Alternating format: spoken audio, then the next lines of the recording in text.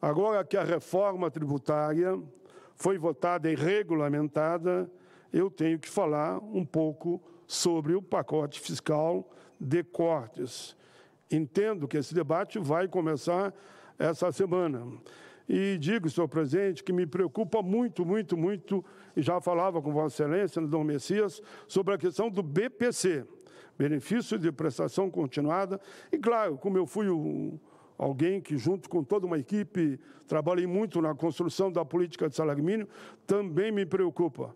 Mas quero dizer, senhor presidente, está aqui no fundo do plenário, pode dar um passo à frente com a cadeira de roda, recebi o senhor Flávio Vladimir Clemelo Favieiro, filho de Lourdes Vanilda Chemelo Favieiro, já falecida, que é a mãe do Flávio, né? Mãe dos dois, porque você é irmão dele. Ela faleceu, mas foi a grande mentora.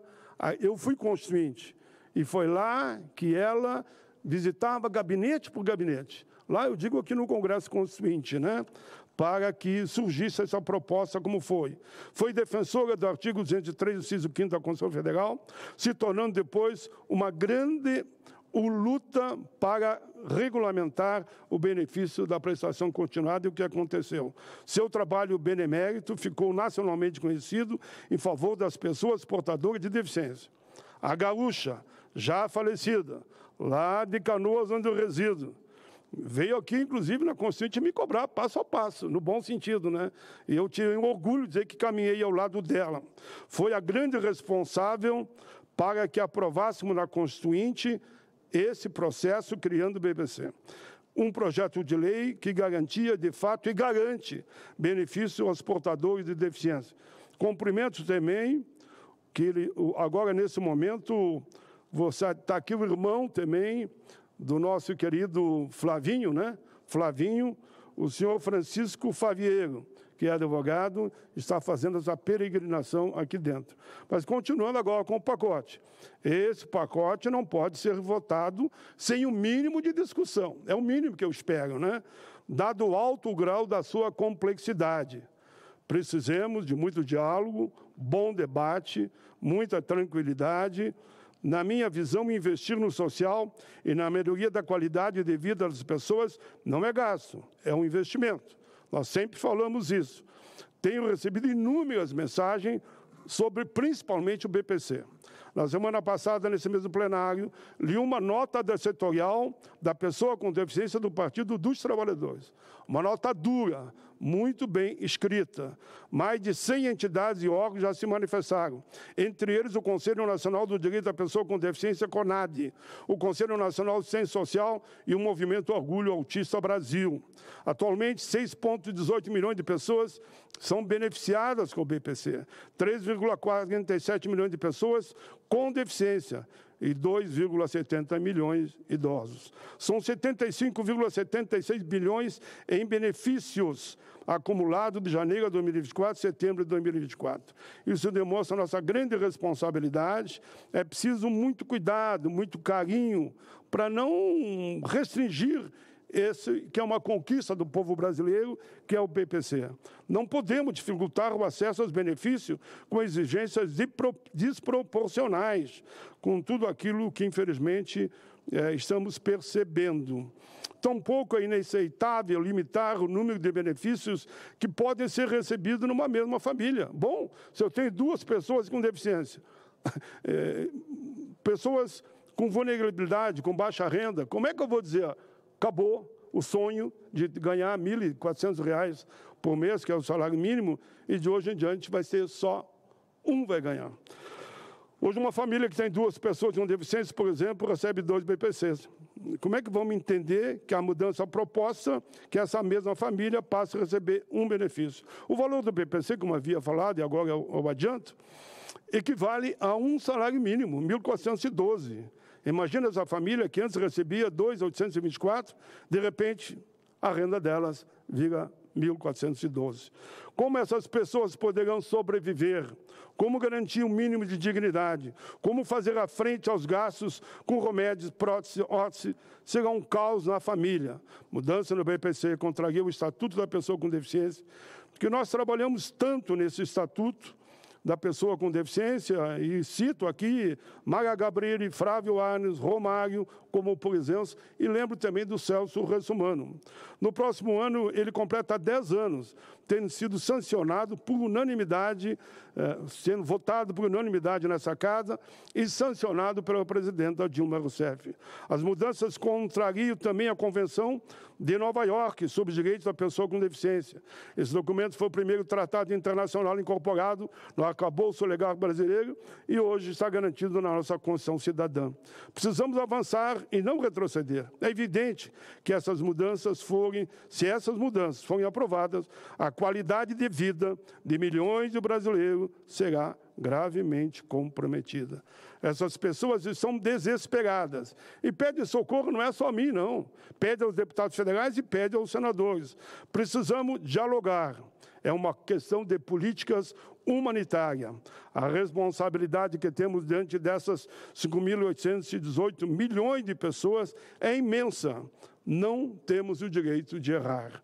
Registro e peço que entre no Senado um estudo que foi me entregue, está aqui, senhor presidente, vou deixar aqui na casa, o estudo do Instituto Brasileiro Previdenciário, Diretoria Científica e Diretoria de Direitos das Pessoas com Deficiência. O documento faz uma ampla análise sobre as mudanças no BPC. A situação é gravíssima, o estudo projeta que 80% dos benefícios poderão desaparecer. Abro aspas, estou falando desse documento que está aqui, que ficará para se alguém tiver dúvida. A iniciativa gera retrocesso na proteção social e enfraquece os direitos da pessoa com deficiência, gerando mais gasto, comprometendo a eficiência administrativa e a justiça social. Senhor presidente, outro ponto que me preocupa, e não tem como eu não registrar, é a alteração na política de salário mínimo. Essa política de salário mínimo, eu viajei em todos os estados praticamente, construímos uma proposta que acabou com aquela bagunça, eu diria no bom sentido, discutir salário mínimo todo ano. Conseguimos, então, num amplo acordo com a sociedade, com empresários, com o governo, política de salário mínimo de inflação mais PIB. E agora, essa política também poderá ser alterada. Quando nós chegamos no Congresso, na Constituinte, o salário mínimo valia $60. E eu faço justiça ao dizer que, com muito embate, no governo Fernando Henrique, chegamos a $100. Um dia ele me disse, quando eu encontrei, está contente agora, Paim? Chegamos aos 100 paíns. Digo, como, presidente, 100 paíns? $100, Paim. Agora chegou, falou tanto em $100. E depois da caminhada com a política permanente, e aqui eu vou resumindo, da política de salário mínimo, nós chegamos a $350. Agora, se alterar a política, por exemplo, a inflação mais PIB, se o PIB cresceu 4%, o salário mínimo vai receber 2,5%. Se o salário mínimo, se o PIB crescer 5%, os aposentados, os deficientes, que dependem também do BPC, vão receber 2,5%, somente a metade do correspondente ao número que estou aqui colocando. Por isso que considera a inflação acumulada, mais o crescimento do PIB, garantindo o ganho real do trabalho. Pela regra atual, conforme matéria, inclusive, publicada na imprensa, o salário mínimo passaria dos atuais 1.412 para 1.528. Pela proposta do pacote, estando o ganho real do salário mínimo ficaria limitado a 2,5, ou seja, o salário mínimo seria de 1.518. Essa diferença, embora aparenta pequena para nós outros, né? É muito significativa para 70 milhões de trabalhadores que dependem do salário mínimo, que cada ano, que é dado o reajuste, e você perde, por exemplo, R$10, vai acumulando e vira 20, vira 30, vira 40, vira 50, e isso influencia direto na política de qualidade de vida da nossa gente. O reajuste do salário mínimo tem impacto nas aposentadorias e pensões. Vocês todos sabem, mas em torno de 80% dos aposentados ganham somente um salário mínimo. Não estou falando aqui, e nem estou inventando, uma análise daqueles que ganham mais que o salário mínimo. Eu estou falando somente aqueles que ganham o mínimo do mínimo, que é o salário mínimo. Entre os aposentados e pensionistas do INSS, cerca de 70%, ou 24,5 milhões de pessoas, sobrevivem com apenas o salário mínimo. Além disso, 43% dos brasileiros com mais de 60 anos são arrimo de família, e 64% dos municípios dependem da renda dos beneficiários. Portanto, Estamos falando que a criação de um teto de 2,5 para o reajuste do salário mínimo vai impactar a vida de cerca de 100 milhões de pessoas e, por isso, estamos muito preocupados. A taxa de juros não para de subir. Os preços dos alimentos, idem. É só ir ao supermercado, o preço da carne nem se fala. Também os remédios, os planos de saúde, o valor do aluguel. O Centro de Pesquisa de Macroeconomia da Desigualdade da USP alerta que limitar o ganho real do salário mínimo terá impacto negativo na distribuição de renda e aumentará a desigualdade entre o nosso povo. Vale destacar que, em dezembro do ano passado, o Diese avaliou com o impacto do reajuste do salário mínimo para 2024. Ele estimou um incremento de renda anual das pessoas no montante de 69,9 milhões. Estimou também que 37,7 bilhões de aumento na arrecadação tributária anual sobre o consumo, como impacto também do reajuste. Vejam a importância de não mexer na política de avaliação do salário mínimo e no BPC. O salário mínimo é um instrumento essencial de distribuição de renda. Todos ganham com o aumento do trabalhador, o comércio local, os municípios. Ele eleva a renda das camadas mais pobres, impulsiona a produção, o consumo, gera emprego, gera renda, cria um ciclo vicioso que beneficia a economia como um todo. É fundamental, senhor presidente, eu vou pedir uma tolerância hoje para Vossa Excelência, porque esse tema começa o debate hoje, né, que é o pacote. E eu não poderia deixar de falar. É fundamental garantir o reajuste sem travas, sem muros, sem barreiras. Finalizo, senhor presidente, a Política Nacional de Valorização do Salário Mínimo, PIB mais inflação, é uma das maiores conquistas da classe trabalhadora de todos os tempos. Fruto de lutas históricas desde a Constituinte de 88. Em 2006, a Comissão Mista Especial do Salário Mínimo foi criada graças ao Senado. O então presidente dessa casa, senador Renan Calheiros, foi decisivo. Ele montou a comissão e eu assumi a relatoria do projeto. Viajamos o país todo, ouvindo a sociedade. Fui relator dessa comissão. Faça justiça. Deputado Jackson Barreto foi o presidente. E o deputado Walter Barelli, quando tu fala Barelli, tu lembra do Diese, né? Foi o vice-presidente. Apresentamos e aprovamos o relatório, que posteriormente foi base para a atual política de valorização do salário mínimo. Foi nos governos do PT que o salário mínimo alcançou o equivalente a 300, 350 dólares, devido a essa política.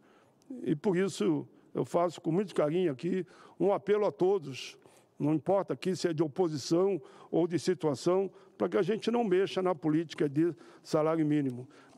Mexer no BPC e no reajuste do salário mínimo, eu entendo que um dia a história vai nos cobrar. Vai nos cobrar. O pacote fiscal e de corte do gasto será debatido e votado na Câmara. Espero que ele chegue aqui no Senado já, primeiro, aprimorado, mas que a gente tenha tempo também para debater a matéria. Propor a realizar mudanças, caso seja necessário. Essa casa tem muita responsabilidade com esse momento histórico da vida de todo o povo brasileiro.